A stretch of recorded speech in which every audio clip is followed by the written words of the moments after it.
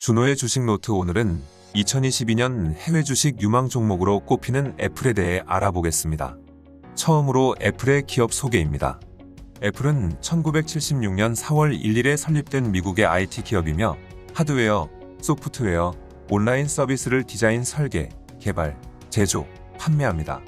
다음으로 애플의 기업 역사입니다. 1976년 스티브 잡스와 스티브 워즈니악 그리고 로널드 웨인이 애플 컴퓨터 컴퍼니라는 이름으로 창업한 후 차고에서 애플1을 제작한 것이 시초로 이후 애플2가 데이트하여 일약 대성장하기에 이뤘고, 이후 컴퓨터 시장의 1인자로서 군림하고 있었지만 아포위스로 위기를 맞았다가 심기일전하여 매킨토시를 내놓고 특히 디자인 소프트웨어의 비약적인 발전으로 어느 정도 자리를 잡습니다.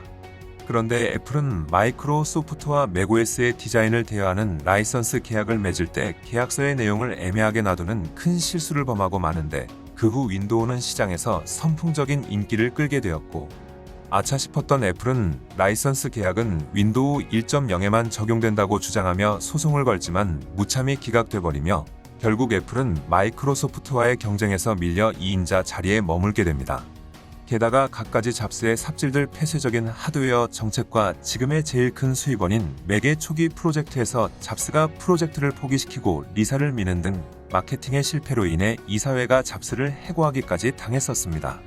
여전히 디자인 업계에서는 많은 점유율을 차지하고 있었지만 지나친 제품 종류 확장, 차세대 운영체제의 개발 실패 등으로 부도 직전까지 몰리게 됩니다.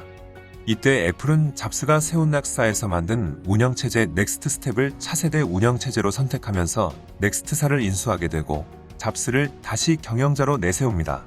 그 후 잡스는 대규모로 인원을 감축함과 동시에 제품 종류 간소화로 변화를 주도하였고, 마이크로소프트와의 특허 소송들을 취하는 것으로 빌 게이츠와 합의하고 마이크로소프트로부터 1억 5천만 달러를 투자받아 부도 위기에서 벗어났습니다. 이후 애플은 1998년 아이맥, 2001년 아이팟, 2007년 아이폰, 2010년 아이패드를 연달아 발표하면서 세계 시가총액 1위 기업이 됩니다. 다음은 애플의 최근 3년간 소식입니다. 2019년이 되면서 혁신의 한계까지 다다른 하드웨어 분야를 넘어 애플 버전 넷플릭스를 만드는 걸 시작으로 애플의 비전을 미디어 서비스로 대전환했다는 분석이 매우 많아졌었습니다. 2020년 5월에 전세계 가상현실 기술 기업 중 컨텐츠 규모가 가장 큰 넥스트 VR을 인수하였습니다. 9월에 팟캐스트 경쟁력을 강화하기 위해 라디오처럼 들을 수 있는 서비스를 제공하는 스카우트 FM을 인수했고, 9월 이벤트에서 팀 쿡은 아이패드가 출시된 이래로 총 5억 대의 판매고를 기록하였다고 밝혔습니다.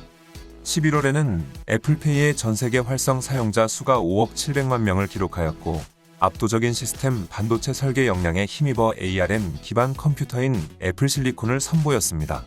주로 스마트폰에 들어가던 경쟁사 SoC보다 성능이 압도적으로 높은 것은 물론이고, 인텔 등의 기존 CPU와 비교해도 최소 몇 년은 앞선 성능을 보여주며 컴퓨터 시장에서 큰 임팩트를 주었습니다.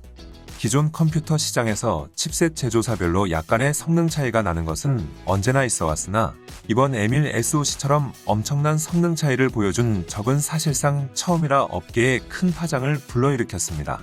컴퓨터 역사상으로도 큰 의미가 있는데 이미 ARM 기반 컴퓨터가 존재했긴 했지만 죄다 실패했다는 점이 가장 큰 차이점이고, 특히 ARM 기반 생태계는 사실상 완전히 없을 정도로 완전히 새로운 시장인데, 애플은 회사 차원에서 대규모로 주하고 애플이 스스로 개발한 모든 것들을 활용한 컴퓨터가 나왔다는 점이었습니다.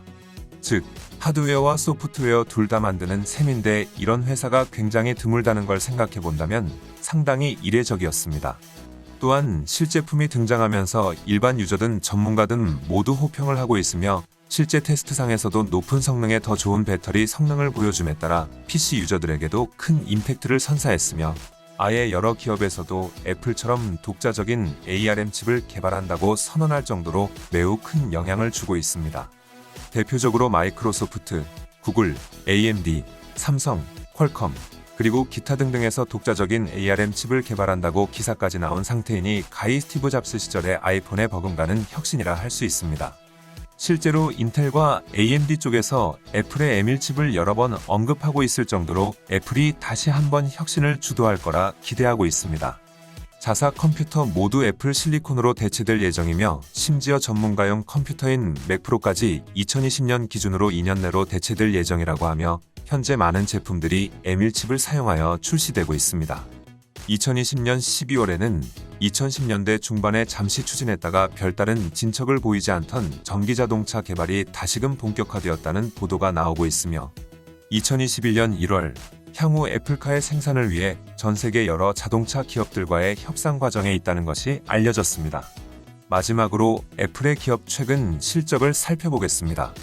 2021년 1월 27일 애플이 발표한 2020년 10에서 12월 분기 실적이 사상 처음으로 1000억 달러 하나 약 124조 원을 돌파하였으며 모든 제품과 서비스를 비롯하여 모든 지역에서의 매출이 두 자릿수 이상 성장하였습니다.